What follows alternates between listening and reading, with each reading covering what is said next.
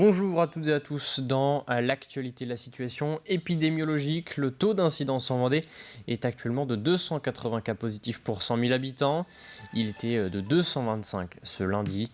Sur les 7 derniers jours, cet indicateur de l'évolution de la crise sanitaire a donc augmenté de 48%, une hausse qui serait due en grande partie au variant sud-africain très présent en Vendée. Écoutez les explications de l'Agence régionale de santé. Il y a très certainement de multiples facteurs. Dans les variants V2, V3 restent encore très élevés. Il y a 6 départements en France, dont la Vendée, qui ont des taux supérieurs à 10%. C'est difficile à essayer de savoir quelles sont les causes. Est-ce que ça a été à un moment donné une diffusion à bas bruit sans que le tracing ait pu le recevoir? Est-ce qu'il y a d'autres éléments, notamment de brassage de population? Une dégradation rapide de l'épidémie qui se répercute depuis plusieurs jours sur la situation dans les hôpitaux de la région. Selon les données de l'ARS, 885 personnes sont actuellement hospitalisées en Pays de la Loire, dont 127 en réanimation. La Vendée recense 116 patients, dont 20 en soins intensifs. Dans la région, près de 70% des lits sont occupés par des patients atteints de Covid.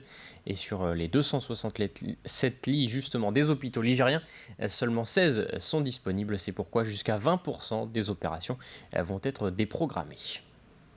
Ce sont des choix qui sont faits au niveau de chaque établissement, donc en fonction des coordonnateurs médicaux, du bloc opératoire, qui décident en fonction du degré d'urgence de la nature des opérations à déprogrammer. Donc ce sont des choix qui sont donc médicaux. Donc là vraiment, on est sur la chirurgie fonctionnelle, orthopédie par exemple en partie, mais pas que. Donc ces choix-là, de toute façon, ce sont des choix qui sont médicaux, qui appartiennent en effet à chaque bloc opératoire et sont décidés au niveau des établissements. Et quelque part, c'est un jeu de fonctionnement courant d'un établissement. Au chapitre éducation, suite aux annonces du président de la République mercredi soir, les écoles maternelles et élémentaires ainsi que les collèges et les lycées ferment dès la semaine prochaine pour plusieurs semaines. À partir de mardi, les cours à distance reprennent donc pour quelques jours. Et pour les parents d'élèves des plus jeunes notamment, il est parfois compliqué de s'organiser pour savoir qui garde les enfants à la maison. Mais ce matin, certains semblent prendre ces nouvelles mesures avec philosophie. Exemple à l'école Saint-André de La Roche-sur-Yon. C'est le dernier jour d'école avant 3 semaines à la maison. Devant la grille de cette petite école primaire, les questions d'organisation et le travail à la maison alimentent les conversations. Est-ce qu'il y a des choses que je peux éventuellement lui faire un peu travailler? Beaucoup d'interrogations. Hier aussi, savoir si on restait en lien. Des gens qui s'inquiétaient un peu, savoir s'il y avait du travail ou pas. Alors je leur ai dit que c'était surtout, en fait, on va rester en lien, on va envoyer des photos. C'est pour rester aussi, surtout, en relation. Pour tous les parents, les annonces d'Emmanuel Macron riment avec nouvelle organisation. Mais beaucoup semblent prendre les choses avec philosophie. Cette maman s'apprête à refaire l'école à la maison pour une semaine, sans pression. Suite à ce qu'on a fait l'année dernière, j'ai envie de dire une semaine finalement, ce n'est pas grand-chose. Donc voilà, les enfants sont plutôt contents, tristes de quitter leurs copains, ça c'est sûr.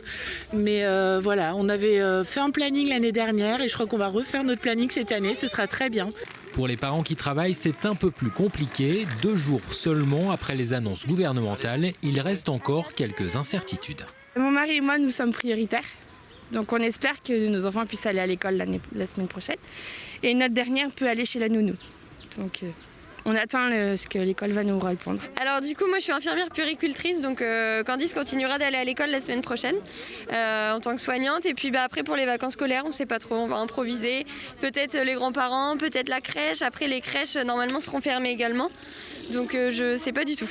C'est un petit peu le flou, malheureusement on est obligé de faire à la dernière minute, donc voilà. Je décale ma semaine de vacances à la semaine du 12 et il se remettra en chômage la semaine d'après. Ah, tiens, Yada. Ce matin, les parents repartent les bras chargés dans les sacs doudou, matériel et cahiers. De quoi trouver à s'occuper d'ici la rentrée, qui pour les primaires devrait normalement avoir lieu le 26 avril prochain. On termine ce journal avec ce focus sur l'association vendéenne Autisme sans frontières 85 en cette journée mondiale de sensibilisation à l'autisme. En France aujourd'hui, selon la Haute Autorité de Santé, près de 600 000 adultes sont touchés par l'autisme et environ 7 500 bébés naissent chaque année avec des troubles du spectre autistique. Alors pour aider les enfants à gagner en autonomie et développer leurs interactions sociales et communicatives au quotidien, l'association fait appel à des praticiens libéraux depuis seulement quelques mois. Explication, Alix Lanos. Allez, sans le lever, voilà. On ne le lève pas. Voilà, super. Et maintenant, t'avances. L'exercice doit permettre à Evan de mieux percevoir son corps. Car comme beaucoup d'enfants souffrant de troubles autistiques, le petit garçon a des difficultés d'intégration sensorielle. Essaye de bien mettre tes pouces là, regarde, comme ça. Pour bien t'agripper, voilà. Nadège, ergothérapeute, travaille avec Evan sur son système vestibulaire. Situé dans l'oreille interne, c'est lui qui contribue à notre sensation de mouvement et d'équilibre. Il est hyposensible au niveau vestibulaire, donc il a beaucoup besoin de bouger. Et en fait, cette plateforme, ça lui permet justement d'avoir cette sensation-là tout en faisant une activité en fait. Faire venir des praticiens libéraux comme Nadège pour intervenir directement au siège de l'association Autistes sans frontières 85 est encore nouveau. Les prises en charge ont débuté en novembre dernier. Pour l'instant, on a une ergothérapeute et 2 psychologues. Donc notre souhait, c'est d'ouvrir avec une psychomotricienne également. Pourquoi pas des orthophonistes? On s'aperçoit que les libéraux sont très demandés. Les enfants en ont énormément besoin. Il y a énormément de listes d'attente.